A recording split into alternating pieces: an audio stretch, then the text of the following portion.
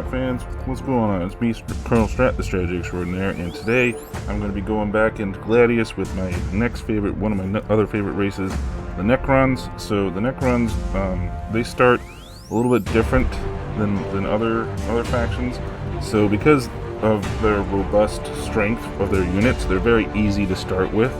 They can only found cities on top of tombs, so you have to look for those little glowing sides to found cities for them. They can also the units can repair in the field just naturally, which is very powerful. They can also teleport to their city, the monoliths, their infantry can. They use ore for upkeep, and their energy is for production. They don't have to do with any food or anything because they're robots. They can rush production with when time is of the essence. And of course, no use for food, only consume ore, so it really makes them a lot more, like, it's easier to control the field and to get, to control the flow of the battle more. The Necrons are very overpowered when it comes to, challenge and building up your empire. It's just, your empire is going to be sparsely populated because, you can only build on tombs, but that really doesn't affect much because I've seen Necron tombs everywhere. So you're still going to have a lot of choices. So let's dive into the campaign and I'll show you how they start, and we'll go through the tech tree, and then towards the end we'll see what the towards the end game build should look for you. But even the early game build should still look pretty powerful. So let's go right into it. For eons we waited for new life to cover our world. Life weak with the warp's taint. The time was ripe to wake, to finally defeat the old ones, to take the galaxy for ourselves. Our old enemies left us a gift, one that tore the planet apart and trapped us here. This is a rude awakening, but this planet shall learn to fear the Necrons again. Yes, it shall. Alright, so, first thing you'll see is these tomb scorpions. Now, I believe these are the only units that can found Necron tombs, and you have to do it on a tomb site here. So again, found the city for the Necrons. Here, pretty much locked into where your city location is going to be. It does consume the tomb spider, so you will have to make more later. So it will be a little while before you get the technology to make them. But after you do, like I said, it should be pretty easy to find the tombs. They're kind of just littered all over the place. They're not going to be jumped together, which actually serves a better purpose because, you're not going to have cities all together. But, they're very, very formidable, and your units are formidable, so you should be able to defend them fairly easily. So again, just like all the other ones, you want to take all the tiles around you. I don't think I talked about this in my guardsman video, in my Imperial Guard video. So, you want to try to take as many tiles as possible around you. And as you notice, we don't have the food. We have ore and energy, and we have research and influence. So we only have to manage 4 resources, which already gives us an advantage over others. And then if you look at the Necron warriors, they start with 15 hit points, 6 armor. They're pretty powerful too with their attack. Their Gauss weapons have an insane accuracy, a pretty decent damage, 1 armor penetration, which is insane as well. Just for a tier 1 unit. Compared to the guardsmen, these guys are a lot better. And also they have this little necrodermis repair, and then they have reanimation protocols, which gives them 2 hit points a turn. So they're really powerful. So we're going to take these guys, and of course you want to just scout out. Again, you're not wanting to look, see, they take only a little bit. Their armor holds up really well. that 6 armor holds up really well. And then there's 50% armor reduction, city damage reduction, all of that. So anyway, let's see. Can they fire? There you go. Firing. And already they've cut this unit down to almost half health. So like units like these are not going to be a problem for the Necrons, because they're just going to cut them down so easily. But there are still units you want to avoid, like the big old hulking, hulking droids. You want to avoid those. But generally speaking, the Necrons are pretty powerful, and their cities are pretty powerful too. So you're not going to really be worrying about that much. So we're going to go through the tech tree now. The first ones I'm going to get for this one is usually, again, the Royal Pyramid is a good place to get, is where you get your heroes. The the flayed ones are a decent melee infantry, but I always found that the Necrons were more powerful in their ranged attacks because of their like energy weapons. They disintegrate better, so I really don't get flayed ones. I mean, they're good for like locking enemy ranged units down, but I mean, in this game it doesn't really matter because the ranged units could just move away and fire again, and they don't do that much damage. So I usually skip those guys. I'll get the Hopstyle Temple, which will allow you to build vehicles as well as increases energy. It generates loyalty. Both of these generate energy and loyalties, which helps a lot. The Necrons don't really have to worry about loyalty as much because they're a bunch of soulless robots. The Dimensional Corridor is really useful to get your infantry out of harm's way fast, so that will usually be my second one. And I'll usually go for the Temple first before the Pyramid, and then we have Trusted Slaves and Ore Refinements, which increases the Ore Refinements, increases the production. The Trusted Slaves increases the ore output of all alchemic quarries, which pretty much means that the Necrons enslave the living to, you know, do their bidding. Now, when you go to tier 2, after getting 2 or 3 of these, Immortals are a must-have. They are really good. They're a medium range armor unit. They have more range than the Necron Warriors, and they do a lot more damage. Not a whole lot, but it's a sizable increase. The Cryptex is a nice, powerful hero unit that has some powerful support abilities. I believe he has the ability to heal up some Necron Warriors, so it's really good. The Cryptopex Workers, this just increases the production output of your vehicle temple. Novoscope. I'm going to butcher these names, by the way, because they're all like, you know, all Necron names are based on like Egyptian stuff. It allows the Tomb Blades to ignore range damage reduction, so that helps. It's not as helpful though, because you know, the Tomb Blades I don't really use as much as other Necron units. Shelters increase your population limit. You're going to need that. And then you can increase the armor of the Tomb Blades with the Shield Vein, which I actually do, because they're really good with the armor increase. So for my picks for tier 2 would be the Cryptex and the Immortals. And then the tier 3 we have the Annihilation Barge, which is a really good anti-infantry vehicle unit. The Baroque Shrine. This building increases loyalty. The Canopus Spider. And then this is the one that can, you know, finally get your cities. So this can found you new cities. And then the Destroyer Lord, a really good close combat hero unit. The Imperial Acclimators increases the energy output of energy cores, which is, yeah, it's decent. You're going to need it eventually. Immortal Forms increases the healing of living metal. That one's pretty much essential to catch up. I think there's a couple techs like this that'll help your Necron living metal trait to try to catch up with the enemy's increased damage. So for this one, of course, you're going to get the Canoptech Spider so that you can found new cities. And then I'd probably get the Annihilation Barge over the Destroyer Lord, just because it doesn't do as much.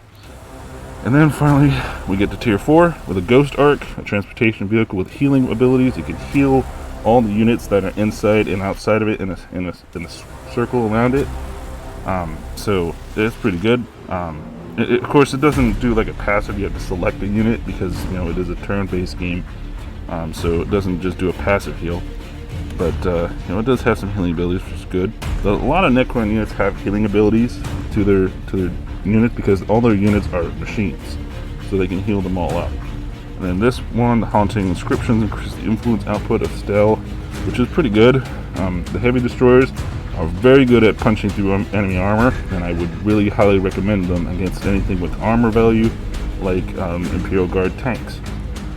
Preliminary Excavation increases the tile acquisition radius of cities, which again, it's a trait, it's a tech that we're all going to have, so that we can increase our size of our cities. Scarab Hive grants the spiders the ability to construct counterfeit scarabs. These scarabs are like little mini spiders, and they go in and they shred infantry, so they're really good doing that. The Slave Mastaba building constructs new buildings as well as increases energy influence, increases loyalty. That one's it's kind of redundant, but you can still get it. It does increase it does allow you to construct new buildings faster, but doesn't really serve anything special, any special purpose. And then we have the Viridian Discharge, increases the armor penetration of Tesla weapons, which this increases all of your energy-based weapons. Those are Tesla weapons.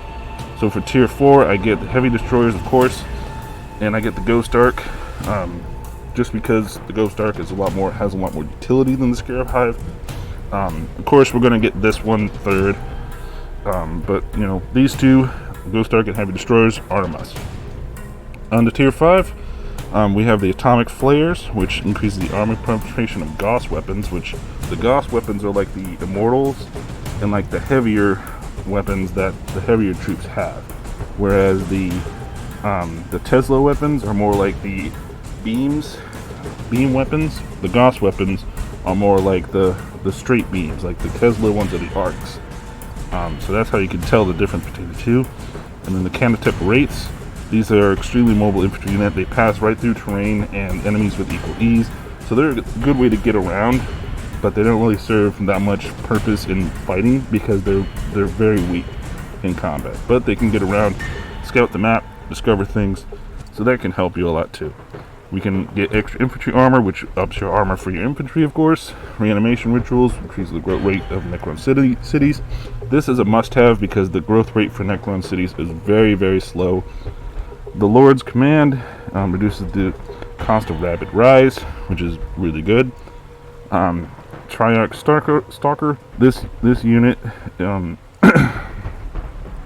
this is a versatile walker unit that relies on its target to allied Necrons for increased range accuracy. So it needs to like stay in a group of Necrons to get a lot more accuracy. So I would say my picks for this one would get the extra infantry armor just to buff up your troops. Either reanimation rituals to speed up your city growth if you're struggling with the cities, or get atomic flares to do more damage. I would pass on the Stalker and the Wraiths until you need like the Wraiths for the scout and the Stalker for the extra damage pump to do against like the big old hulking robots, you know. But other than that, I would leave those two away. So now on to tier 6. We have cryptic data styles, increases the research output of Forbidden Archives, which should just increase your research. The Doomsday Arc, which is a devastating, like it is Baneblade, almost Baneblade level of destruction. It is really, really good. The efficient reanimation protocols increases the healing even more. The Necrodermic Blades increases the armor penetration of melee weapons, which makes their melee a lot better. Quantum Shielding grants Annihilation Barges, Ghost Arcs, Doomsday Arcs, and Triarch Stalkers invulnerable damage reduction that goes on cooldown at the start of the next turn if damage is taken. So this basically allows them to absorb any type of damage during a turn, but it goes on cooldown so the enemy will be able to penetrate their armor next turn. It can be cheesy, but it also can be, the enemy can exploit it, so it's not completely invulnerable, but it is pretty powerful. And then we have the Triarch Praetorians, which are an elite jump infantry unit. They jump because they don't have jump packs, but you know, they're fast.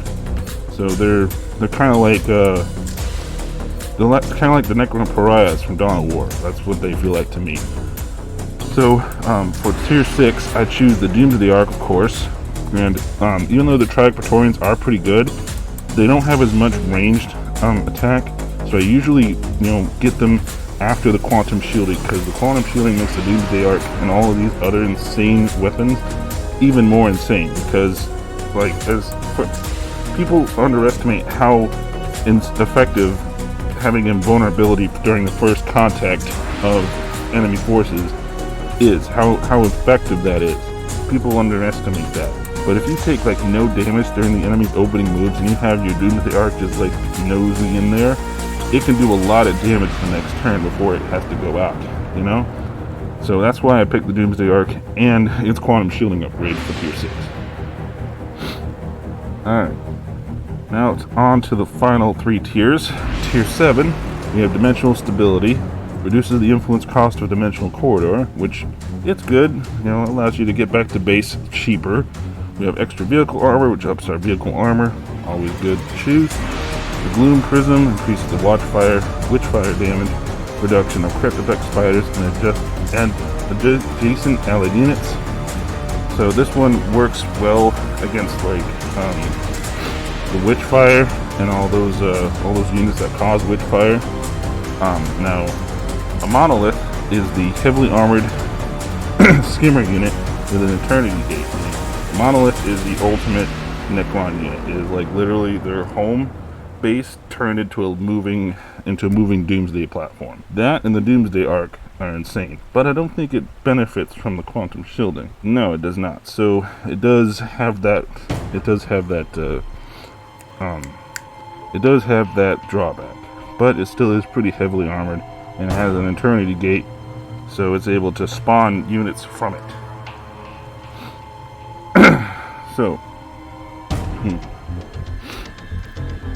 the Nameless Causeway. This building produces aircraft as well as generates energy. Influence increases loyalty. And then the Shelter Compression increases the population limit of the shelters. So of course, no brainer, you're going to get a Monolith for the first one in tier 7. Don't even try to lie to me, you're going to get it. And then after that, probably go Extra Vehicle Armor just to bump up your vehicles so they do more damage. And that's what I do for tier 7.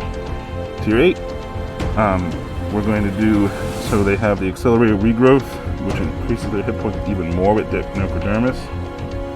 Buried Covenant increases the loyalty output of Buried Shrines. Dispersed Targeting, which increases our penetration and blast and template weapons. Doom Scythe, versatile airborne unit.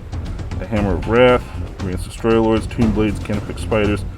Transcendent Catan, Triarch Praetorians, and Triarch Starkers the ability to perform more devastating attacks. So it basically gives them buffs up all of the melee units' stats. And then we have the Transcendent Catan, a monstrous creature unit with an array of devastating powers. And the Catan ones are even more insane. It's literally like a shard of their god they're throwing on the battlefield. So for tier 8, of course, going to go with the Transcendent Catan, just because of all the abilities they can have, but they can be vulnerable when their abilities are on cooldown, because they don't have that good of a basic attack. Because they I honestly haven't played with the Transcendent Catan much, but from what I've seen, most of their abilities are pretty devastating. But again, they have a cooldown, so they do need that to recharge before they're going to be really, really good. Other than that, the Doom Scythe is pretty good, but again, the airborne units, they kind of lack a lot of targeting power for the Necrons, because the Doom Scythe does have a decent missile attack, but it doesn't do it as well as the previous units. So I usually get the Accelerated Regrowth just so I can get more healing on my regular units that are going to just swarm the enemy. Alright, then we go on to tier 9. Tier 9 is the smallest tier with 4 unlocks. We have Dimensional Sanction, which removes the action and movement cost of Dimensional Corridor. So this pretty much makes it free to cast. You just need to use your influence points. We have an Obelisk, which is super heavy skimmer unit with powerful anti-air capabilities. So this is just the anti-air unit, kind of like what the Hydra was for the Guard. And then we have the Orphic Starkness, increases the production output of Nameless Causeways. Oh, it's alright.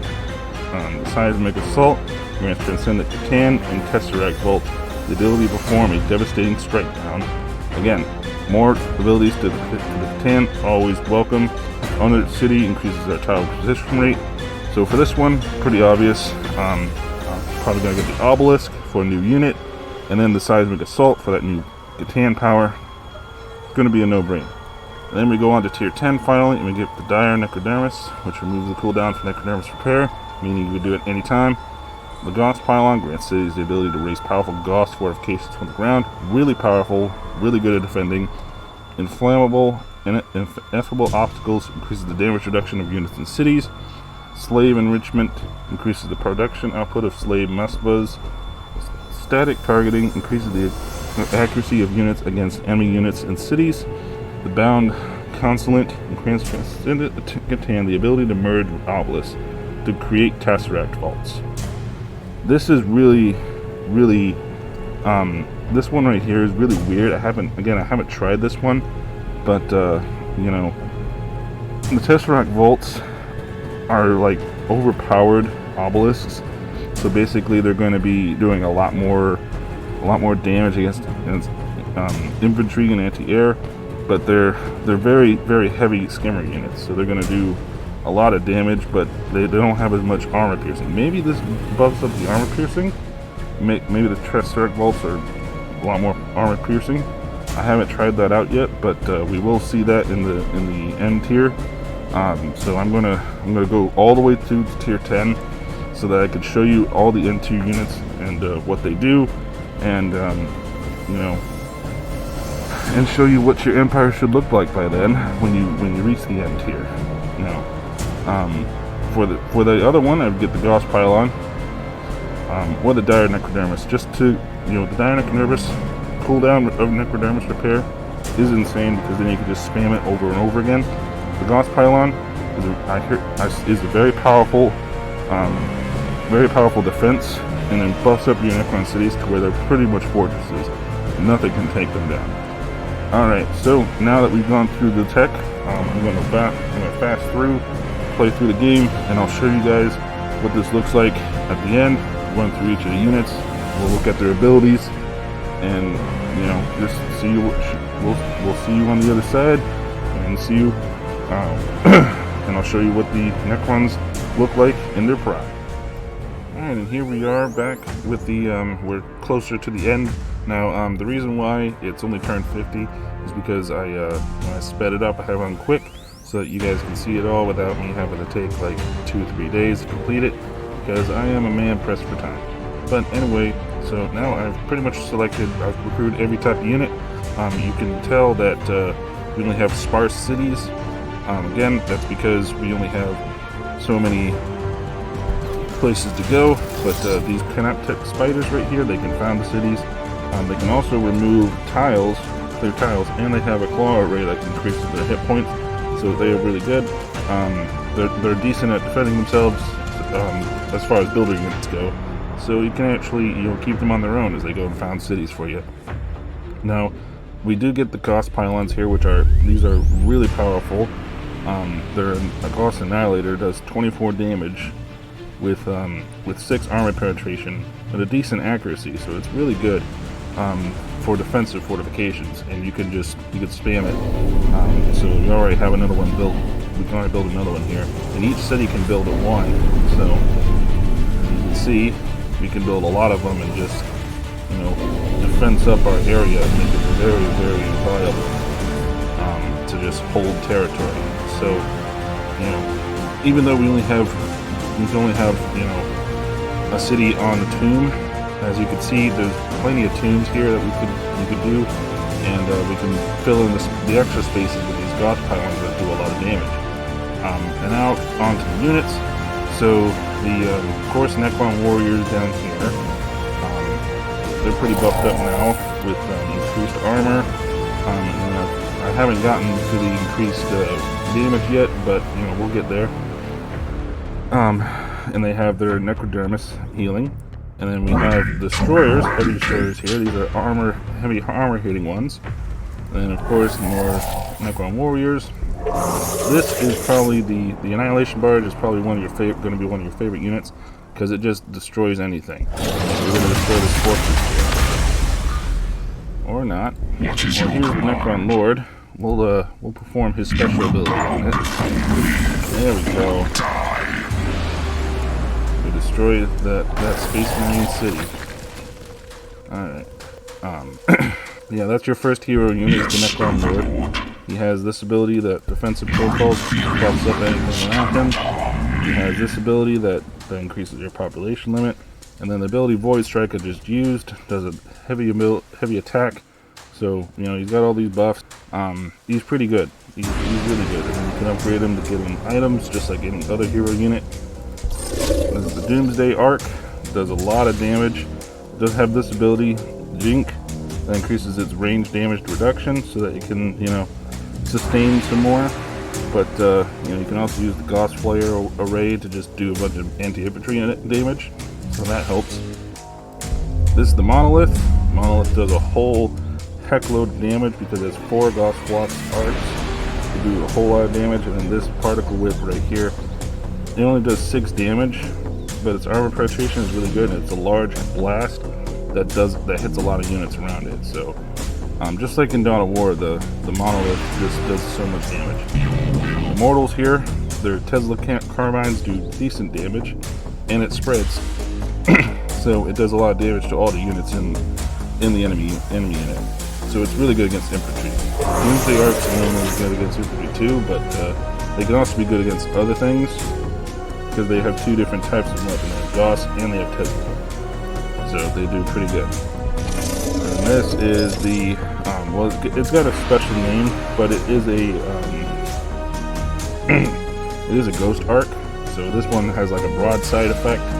Does really good against infantry. Alright, and then that's the Immortals again. The Heavy Destroyers. This is the other leader unit, the Cryptex. He's more for healing, so he has Resurrection Orb. You can resurrect dead units, or like it just heals units around in this game. It doesn't resurrect dead units. He can make Mind Shackle Scarabs. He can this Chronometron increase minimum 20% invulnerable damage reduction to him and people around him. So that's really good. And then we come to the big boys here. This is the Triarch Stalker. You can have a weapon for the Heat Ray and cycle it to Dispersed to do against infantry. Focused is more against armor targets. And it's a pretty good hero unit, but again, it suffers from not having a lot of abilities and its main attack being a little underpowered. The Wraiths, their attack is, you know, they have a melee attack, so they're already not going to be as good as the others, but that's a decent melee attack, and they're very fast. They have quite a bit of points. They can move quite a bit. The Destroyer Lord, he has some really unique abilities. Jet Charge increases movement to where he can just go a lot, and you also get some vulnerable from it. Bloody Crusade, 10% to his attacks, use more damage. Destruction Protocols, it does, you know, increase his damage taken from enemy units, but I think they focus on him though, so that's why it's there. Reaper increases his accuracy in his armor, which is always good. I usually get him. Oh, I can get them all 3. Okay, you can upgrade it too to get it even better. Alright, and then over here we have the Triarch Praetorians. These are the melee, and they do have a ranged attack too, but the ranged attack is not really as good. It just has a lot of armor pen, so it can go through quite a bit of armor. They do have this jump pack on the back, so they can jump distances, so they're really good at navigating around. This is the Obelisk, really powerful, because it has 4 Tesla spheres. Not a lot of armor penetration, but the damage is decent. I mean, damage 4, but there's 4 of them, so you have to multiply it. And then it has really good abilities. This ability that reduces the movement and deals damage to any enemy flare, skimmer, and jetbike units. That's pretty good with dealing with those types of units. Aura of Fear reduces their morale. Sleeping Sentry gives you invulnerable and some more action points of movement. So that's really good. Then we have the Catan. The Catan is known for its abilities, like these big buster abilities that call down damage from the sky. And you've got the seismic assault that we get unlocked through the tech. But his basic attack is just, you know, not so good. But he does have this ability here to make a Tesseract Vault. So we merge him with this Tesseract Vault. And look at that. Look at that. And now he's merged in there. So now it does a lot of damage, and it has his abilities, as well as this new ability, the Thunderbolt. Really good. And then it has, you know, it's a super heavy classification, so it's a really good unit. Alrighty, and that's pretty much it, I believe. I believe that's all the units covered. Like I said, the end game is basically just going to snag up as many of these tombs as possible, and just build them up. We've already defeated one enemy, the Imperial Guard. There is an event that'll trigger for Chapter 3 where a Rebel Necron army will attack, so you'll have to be ready for that. But by that time, hopefully you've gotten, you know, your big buster units, or at least the Doomsday Arc, so that, or what was it? Yeah, the Annihilation Barge. Maybe at least the Annihilation Barge, so that you can do a lot of damage to them. Doomsday Arc is decent. Is really good to have as well, but you probably won't have that by then. You'll probably at least have the Annihilation Barge and be able to do some serious damage to them. They're not too bad, but you know, depending on how big you are, that's how big it'll scale. And that pretty much covers the Necrons. They're really powerful at the beginning, and they carry on with that powerful start. And they get super insane with their weapons and just how insane they could be. You know, you just want to try to use your heavy infantry to screen your skimmer units, like the like the Tesseract Vault and the Monolith and all that, so that they can get to do the big damage and just soak and kill enemy units. So that's pretty much it for the Necrons, and I hope you guys enjoyed this guide into them. You know, I enjoyed making it. They're very interesting and easy race to play, so it's a really good race to start with the game, because your infantry aren't like sponges. You know, they are like sponges. They aren't like they aren't shooting like pea shooters at the enemy. They're shooting like high grade weapons. Alrighty, so I hope you guys enjoyed this one, and as always, remember to like, comment, maybe leave a subscribe down below for me.